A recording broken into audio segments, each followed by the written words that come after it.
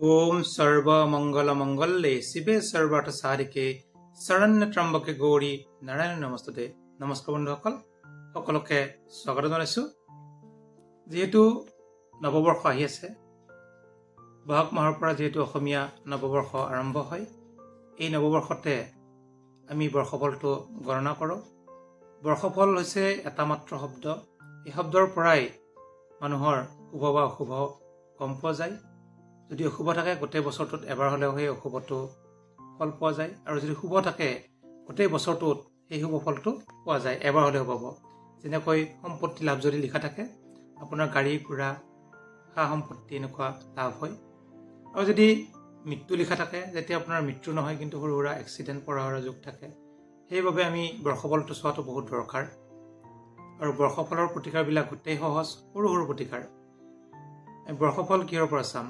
আমি সদায় বৰ্ষফলটো নক্ষত্ৰৰ পৰা চাওঁ, আৰু বহুত জাতক জাতিকাই নিজৰ নক্ষত্ৰবোৰ জানে।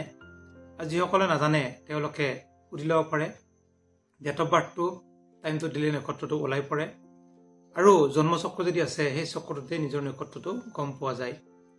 গতিকে যিসকলে নাজানে তেওঁলোকে সুধি ল'ব পাৰে বা চাই ল'ব পাৰে। যিহেতু নক্ষত্ৰ হৈছে ২৭টা যোগ ১ ২৮টা, আৰু এটা নক্ষত্ৰ হৈছে অভিজিত নক্ষত্ৰ। এই নক্ষত্ৰটো শূন্য বুলি ধৰা হয়, সেইবাবে অভিজিত নক্ষত্ৰৰ কোনো দোষ নাথাকে। গতিকে অভিজিত নক্ষত্ৰত যিসকল জাতক জাতিকাৰ জন্ম হয় তেওঁলোকে ভগৱান তুল্য বুলি কোৱা যায় তেওঁলোকক। গতিকে তেওঁলোকৰ কোনোদিনে দুখ নাথাকে, কোনোদিনে অশুভ নহয়। যেনেকৈ জীৱ জন্তুৰ যেতিয়া অভিজিত নক্ষত্ৰ জন্ম হয়, যেনে সাপৰ অভিজিত নক্ষত্ৰ জন্ম হ'লে সাপৰ মণি থাকে।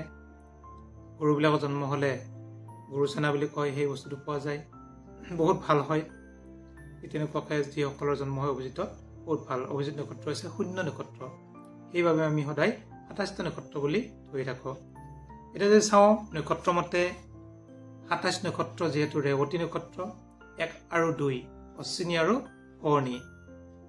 ৰেৱতী নক্ষত্ৰ হৈছে মীন ৰাশিৰ শেষৰ নক্ষত্ৰ, আৰু অশ্বিনী ভৰণী হৈছে মেষ ৰাশিৰ প্ৰথম আৰু দ্বিতীয় নক্ষত্ৰ। এটা ৰাশিত ৩টা নক্ষত্ৰ থাকে। গতিকে মেষ ৰাশি আৰু মীন ৰাশিৰ ২৭, ১, ২ নক্ষত্ৰ যদি চোৱা যায়, দৰিদ্ৰতা। গতিকে গোটেই বছৰটোৰ ভিতৰত মাজে মাজে দৰিদ্ৰ যুগ থাকিব। গতিকে আপোনালোকে প্ৰতিকাৰ কৰিব। মই বাৰু প্ৰতিকাৰখিনি লগে লগে দি আছোঁ। যিসকলৰ দৰিদ্ৰতা পৰিছে, দৰিদ্ৰতা পৰাসকলে ছাতি দান কৰিব। ক'লা ছাতি এটা লৈ বহাগ মাহৰ ভিতৰত যিকোনো মন্দিৰত বা দৈৱজ্ঞ ব্ৰাহ্মণক ছাতিটো দান কৰিব। তেতিয়া আপোনালোকে ভাল ফল লাভ কৰিব। যিহেতু দৰিদ্ৰতা নহ'লে এবাৰ হ'লেও আপোনালোকে কিন্তু ভোগ কৰিব। গতিকে তেনে ক্ষেত্ৰত আপোনালোকে ভোগ কৰাতকৈ আপোনালোকে পাৰিলে প্ৰতিকাৰ কৰক। এতিয়া ইছ্যু দ্বিতীয় নম্বৰ নক্ষত্ৰ ৩ আৰু ৪ আৰু ৫। গতিকে কৃতিকা নক্ষত্ৰ, ৰোহিণী নক্ষত্ৰ আৰু মৃগশিৰা নক্ষত্ৰ। ৩, ৪, ৫ নক্ষত্ৰ হৈছে মেষ ৰাশিৰ শেষৰ নক্ষত্ৰটোৰ এক পাত, আৰু বৃষ ৰাশি নক্ষত্ৰ। গতিকে মেষ আৰু বৃষৰ আছে ভাচনং। ভাচনং মানে হ'ল উঠি বাঢ়ি যোৱা, কোনো কাম নোহোৱাকৈ ঘূৰি ফুৰা, এনেকুৱা কিছু অকণমান অশুভ আছে। যদি আপোনালোকে পাৰে, যিহেতু সমুদ্ৰত পৰিছে, শস্য দান, ধান, মাহ, মৰাপাট এইবিলাকো শস্য, বুট, মগু, মাটিমাহ এইবিলাকো শস্য। আপোনালোকে যদি শস্য দান কৰে ভাল ফল লাভ কৰিব। গতিকে মেষ ৰাশিৰ শেষৰ আৰু মৃগ ৰাশিৰ ৩, ৪, ৫ নক্ষত্ৰৰ আপোনালোকে পাৰিলে শস্য দান কৰক। এতিয়া আমি চাওঁ ৬, ৭, ৮। ৬, ৭, ৮ নক্ষত্ৰৰ যিহেতু পুনৰ্বসু, পুষ্যা, অশ্লেষা, গতিকে আদ্ৰা, পুনৰ্বসু, পুষ্যা এইকেইটা নক্ষত্ৰৰ কিছু চাব গ'লে শুভ আছে। পুত্ৰ সম্পত্তি লাভ। গতিকে আপোনালোকৰ যদি যিসকলৰ পুত্ৰ পুত্ৰী নাই তেওঁলোকৰ পুত্ৰ হোৱা চান্স থাকিব, সম্পত্তি লাভ থাকিব। গোটেই বছৰৰ ভিতৰত ডাঙৰ সম্পত্তি এটা লাভ হ'ব, গাড়ী ঘোঁৰা হওক, মাটি বাৰী হওক, সকলোতে। যদি আমি চাওঁ ৯, ১০, ১১, গতিকে ৯, ১০, ১১ নক্ষত্ৰ যি চোৱা যায় অশ্লেষা, মঘা আৰু পূৰ্ব ফাগুনী নক্ষত্ৰ। এইকেইটা নক্ষত্ৰ যিহেতু মৰণং আছে, মৰণং মানে মানুহজনৰ মৃত্যু নহয়। ৯, ১০, ১১ নক্ষত্ৰ হৈছে কৰ্কট ৰাশিৰ শেষৰ আৰু সিংহ ৰাশিৰ ১০, ১১ নক্ষত্ৰ। গতিকে কৰ্কট আৰু সিংহ ৰাশিৰ জাতক জাতিকাসকলৰ যিসকলৰ ৯, ১০, ১১ নক্ষত্ৰ তেওঁলোকৰ কিছু অশুভ আছে। গতিকে অশুভৰ কাৰণে আপোনালোকে প্ৰতিকাৰ কৰিব। ৰসাতল হৈছে মৰণত থাকিব। আপোনালোকে ঘিউ চাউল পুণ্য কলহ দান কৰিব। কেনেকুৱা দান কৰিব মই চমুকৈ কৈ দিছোঁ। এটা সৰু চাই কলহ ল'ব। কলহ বুলি কওঁতে মাটিৰ কলহ এটা ল'ব পাৰে। কলহত সমান কৰি চাউল দিব, তাত ঘি বটল এটা ওপৰতে দিব, আৰু যদি সোণ দিব পাৰে, নোৱাৰিলে সোণৰ মূল্য এটা দিব, যি পাৰে এনেই আৰু সোণৰ মূল্য এটা, লগত তামোল পাণ এযোৰ, লগত এটা দক্ষিণা আপোনালোকে পাৰিলে বহাগ মাহৰ ভিতৰত দান কৰক।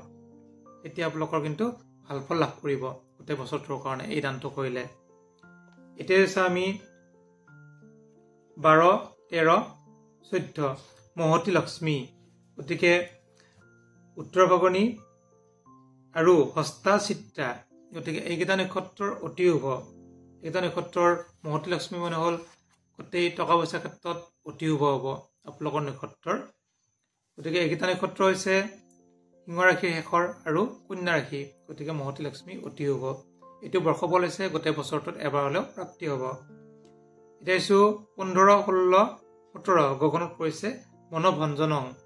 গতিকে 15, 16, 17 নক্ষত্ৰ হৈছে স্বাতী, বিশাখা আৰু অনুৰাধা। এইকেইটা নক্ষত্ৰ কিছু অশুভ থাকিব।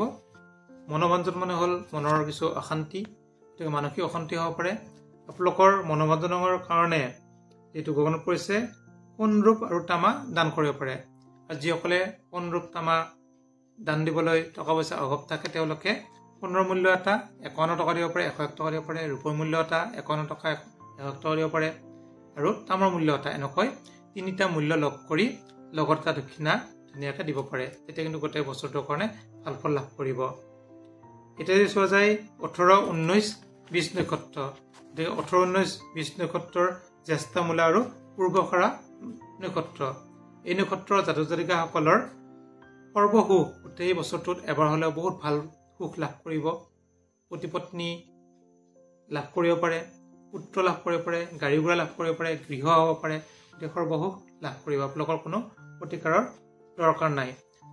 18, 19, 20 হৈছে যিহেতু তুলা ৰাশি আৰু বৃশ্চিক ৰাশি। তুলা আৰু বৃশ্চিক ৰাশিৰ কাৰণে এইকেইটা নক্ষত্ৰ, গতিকে অতি শুভ। এতিয়া হৈছে আমি 21, 22, 23 নক্ষত্ৰ। 21, 22, 23 নক্ষত্ৰৰ যিহেতু উত্তৰাষাঢ়া, শ্ৰৱণ আৰু ধনিষ্ঠা, এইকেইটা নক্ষত্ৰ কিন্তু সুখ, তেওঁলোকেও কিন্তু সুখ লাভ কৰিব। এইকেইটা নক্ষত্ৰ হৈছে বৃশ্চিক ৰাশিৰ শেষৰ আৰু ধনু ৰাশিৰ। বৃশ্চিক আৰু ধনুৰ শুভ বুলিও ক'ব পাৰি। এতিয়া আহিছোঁ 24, 25, 26 নক্ষত্ৰ, যিহেতু মকৰ আৰু কুম্ভ। মকৰ কুম্ভৰ এইকেইটা নক্ষত্ৰৰ আৰু মীন ৰাশিৰো অলপ পৰিব। গতিকে এইকেইটা নক্ষত্ৰ যদি চোৱা যায় ধনাগমন, গতিকে টকা পইচাৰ ক্ষেত্ৰত অতি শুভ হ'ব এইকেইটা নক্ষত্ৰৰ। গতিকে এইকেইটা মই ধুনীয়াকৈ কৈ দিছোঁ। আপোনালোকৰ প্ৰতিকাৰখিনিও মই একেলগে কৈ দিলোঁ। আপোনালোকৰ যিসকলে কিছু অশুভ আছে তেওঁলোকে প্ৰতিকাৰ কৰিব। আকৌ এবাৰ নক্ষত্ৰকেইটা মই কৈ দিছোঁ, যিহেতু নক্ষত্ৰকেইটাৰ কোনটো নক্ষত্ৰৰ অশুভ আছে। 1 নম্বৰতে হৈছে 1, 2 আৰু 27, 2 নম্বৰতে হৈছে 3, 4, 5, 3 নম্বৰতে হৈছে 9, 10, 11 আৰু 15, 16, 17। এইকেইটা নক্ষত্ৰৰ কিছু শুভ আছে, বাকীকেইটা নক্ষত্ৰৰ অতি শুভ। গতিকে আপোনালোকে ধুনীয়াকৈ প্ৰতিকাৰখিনি কৰিব। মই ধুনীয়াকৈ প্ৰতিকাৰখিনি কৈ দিলোঁ। যিহেতু আপোনালোকৰ গোটেই সহজ প্ৰতিকাৰবিলাক, ছাতি দান, শস্য দান, গতিকে সোণৰ মূল্য দান, এনেকুৱা সৰু সৰু দানবিলাক দিলে আপোনালোকে কিন্তু ভাল ফল লাভ কৰিব। আৰু যদি কিবা সুধিবলগীয়া থাকে আপোনালোকে ফোন কৰি সুধিব পাৰে। ধন্যবাদ।